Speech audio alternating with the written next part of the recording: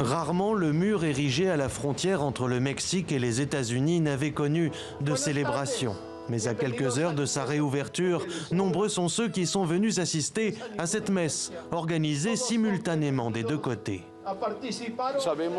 Nous savons que c'est très important pour l'économie des deux pays, mais pas seulement. C'est aussi très important pour les familles d'ici et de là-bas.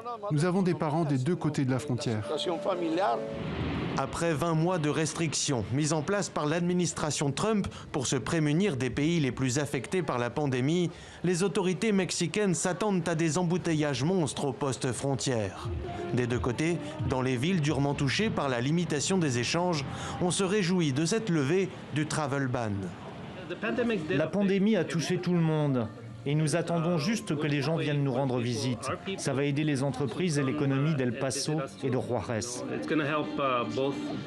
Familles séparées, relations d'affaires perturbées, ambitions professionnelles contrariées, les restrictions américaines ont aussi paralysé l'Europe. À l'aéroport de Londres, les compagnies ont augmenté le nombre de vols transatlantiques et vont utiliser de plus gros avions. Lorsque l'administration Biden a annoncé l'ouverture de la frontière américaine, nous avons constaté une augmentation des réservations de 600%. Les vols d'aujourd'hui sont bien sûr complets, tous ceux des prochains jours aussi.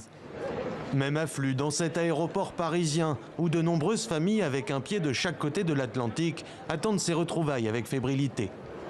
C'est vrai qu'on peut toujours se voir par vidéo interposée, enfin quand même rencontrer sa famille. C'est vrai que le jour où on peut de nouveau les rencontrer chez eux, c'est quand même une grande satisfaction. Si plus d'une trentaine de pays sont concernés par la levée du travel ban, l'ouverture aux voyageurs vaccinés contre la Covid-19 sera très surveillée d'après les autorités américaines. Elles continueront d'exiger des tests négatifs et un système de suivi des contacts pour ceux arrivant par les airs.